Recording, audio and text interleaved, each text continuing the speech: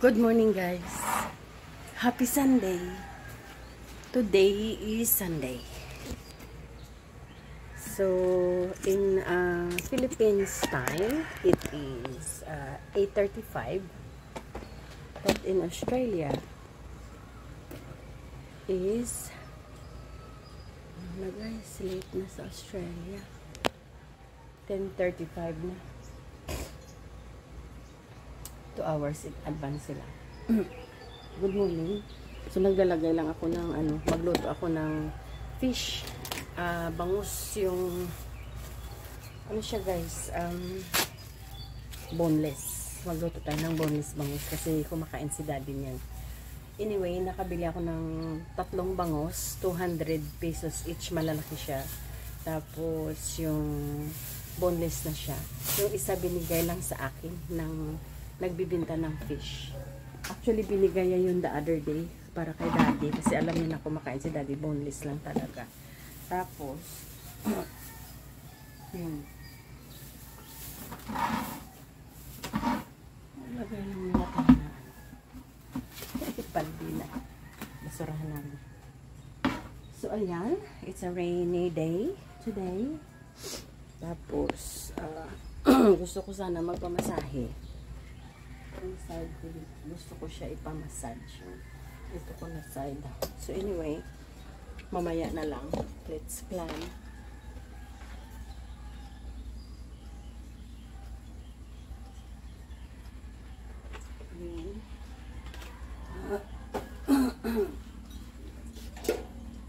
Saka magprito tayo ng bangus.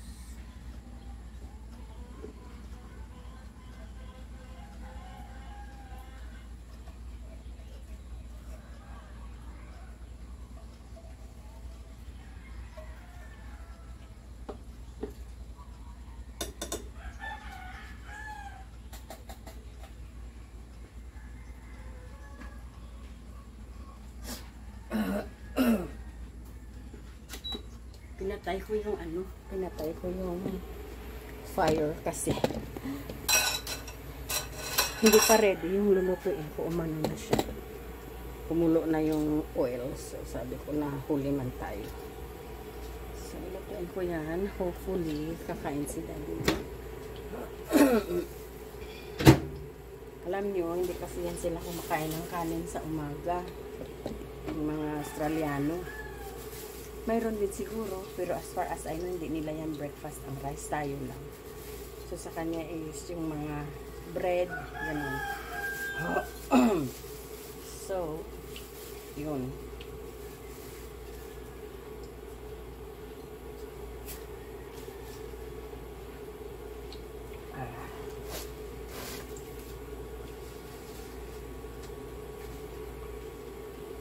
Kunin ko na lang yung ikon. Pointless din ito guys, lalagyan ng tail pag nagluluto ka kasi hindi magkasya sa sa pot, diba? So sayang din yung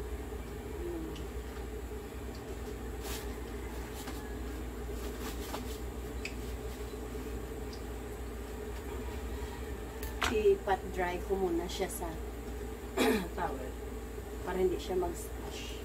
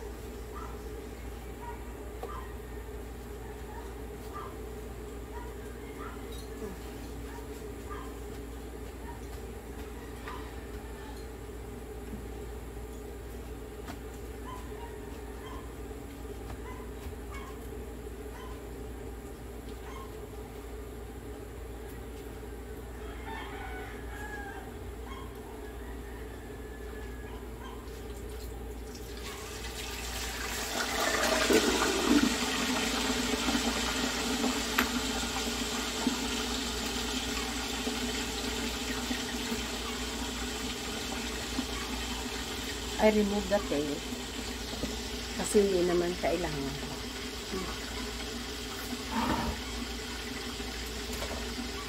Tapos, maghugas tayo ng kaunting hugasan. Ilagay natin lang dyan. So, bumili kami guys ng mga grocery. I don't know kung nakakita ko sa inyo.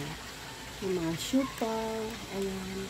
Isang ano talaga siya. 5 pieces I think. Mga isda. Yung binili namin doon sa amin. So, for now, magluto muna ako nito kay Daddy. And, langganisa na kaunti lang. Kuha lang tayo ng kaunti. Yung defrost ko siya.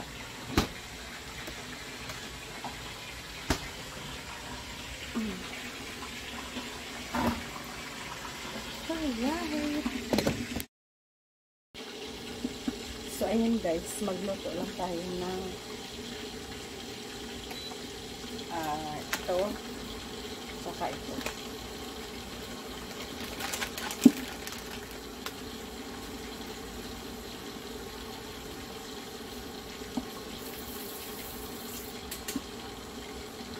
Magluto tayo nito para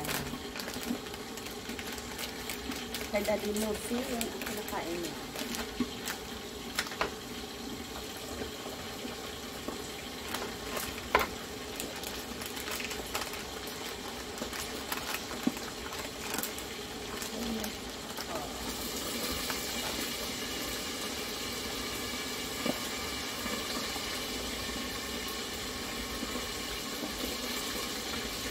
Yung bangos, malapit na maluto guys. Minsan, nakakapanik pag marami yung nagawa ko. Kaya pinapatay ko yan guys kasi minsan ma-burn siya.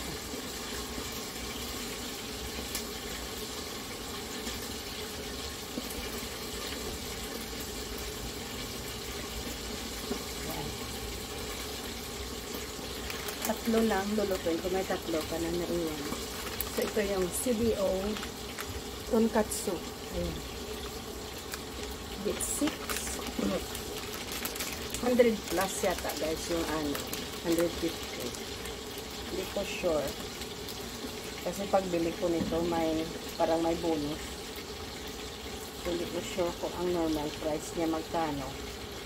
Pero yan ang tinatawag nila sa Australia na schnitzel. Yan ang kinakain ni Daddy. So, doon naman, wala siyang mga CBO na brand. Local brand lang ang binibili namin. Mga Bullies, Coles, sila ang gumagawa. Mayroon din na mga gumagawa ng mga brand, pero it's cheaper pag bumili ka ng Bullies or Coles brand. Kasi masarap din sila guys, at saka malinis. Ito naman is binibili namin para sa aming store.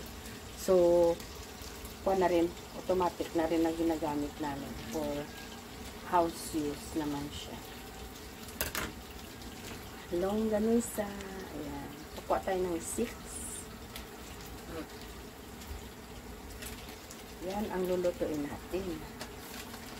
So, ito ay balik sa fridge.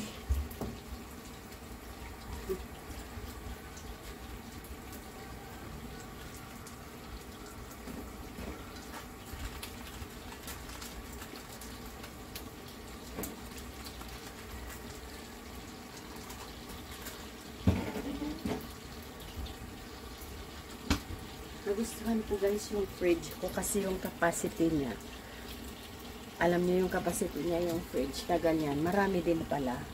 Saka marami kaming fridge sa bahay at may may malaking freezer para lang talaga sa mga binibinta ng frozen food sa labas. So sumasabay kami doon lagay ng mga pang home food.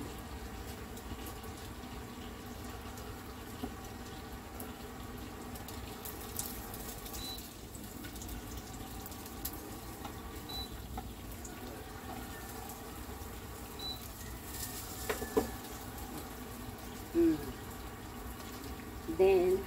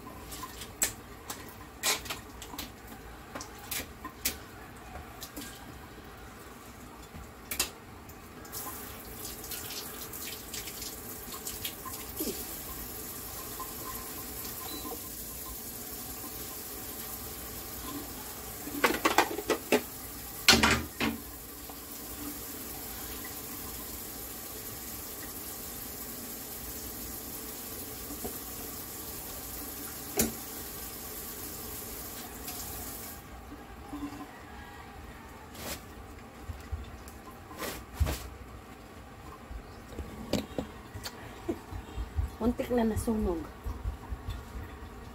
So ito guys, ang ginagawa ko pag magawa ng breakfast, nakakonsentrate ba. Hirap kasi nasusunog yung mga linuluto ko guys pag nagbablog ako. Minsan hindi na ako nagbablog. So ma-miss out nyo kasi hindi na ako nagbablog.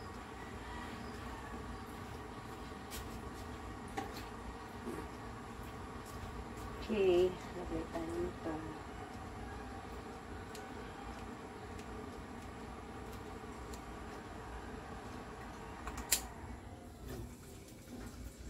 But this one we put water.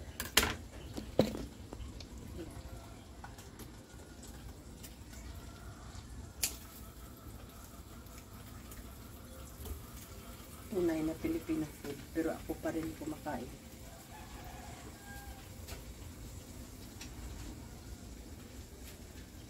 Hindi naman kumakain. Ako makain si daddy nito. Pero pag magluto ka dito ng Filipino food sa Philippines, siyempre lahat kumakain. Sa Australia, walang kumakain. Lagyan muna natin tubig.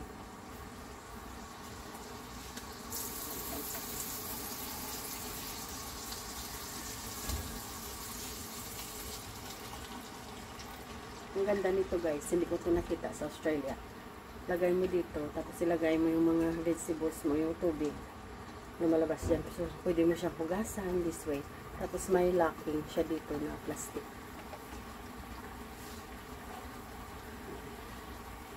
May locking device siya guys. Ayan. Tara! Mura-mura lang guys. Parang 50 pesos. Ayan. So, okay siya sa needs natin sa kitchen.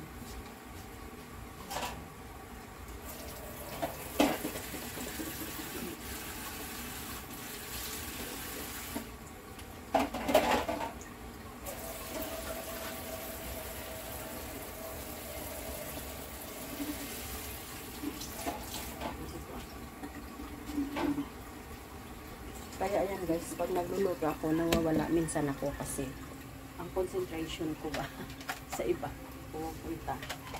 So ayan. Hirap.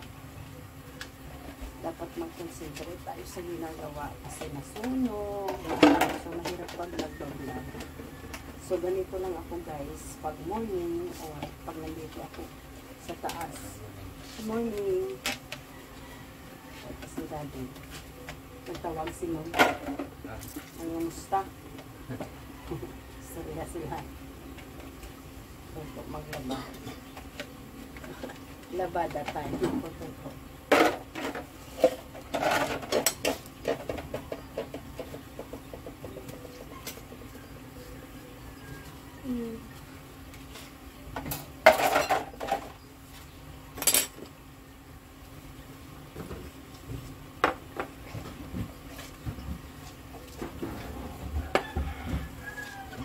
Birthday gali ni Ariel.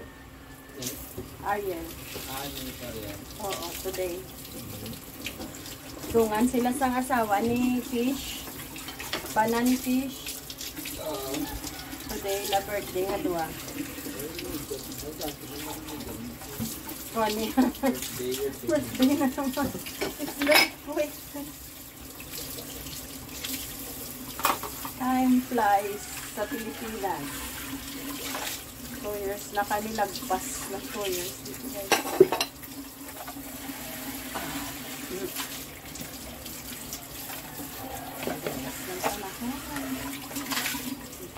Good.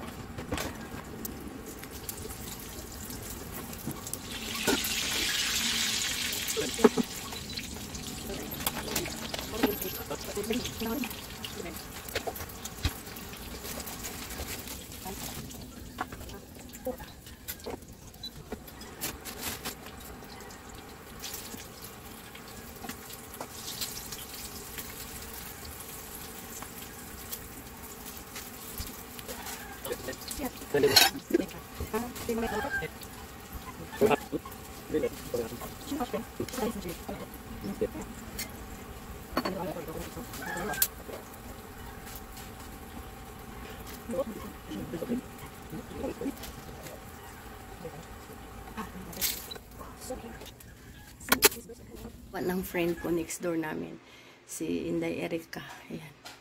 Fake ito. Fake nails. Yan. Pero matagal siya guys makuha. Yung isa kong yellow ko is mag 3 weeks na mag isang buwan. Ayaw talagang bumitaw. So, ito itry ko na sabi niya magamit ko pa yan. I-infill niya lang dito ba. I-infill and then change color. Kasi matibay siya. Yan. Pero ano to guys ha? Gel. Ayan o. Soft siya na nail, ganun, yan. Mabend mo siya. Yung sa Australia acrylic, hindi mo mabend kasi powder. So, ayan. Mura lang siya guys mag-charge. 350 colored gel na at saka nails na fake. Murang-mura. So, binibigyan ko siya a little bit more. Bibigay ako ng 5, 600, ganun. Kasi, it's very cheap. So, ayan. Maganda tingnan. Gusto ko yung mga plain na color. Ayaw ko yung maraming dekorasyon at saka yung ano kasi hindi ko type. Gusto ko mga ganitong color, green, yellow, blue, pink, or ganyan. Okay. Work muna tayo.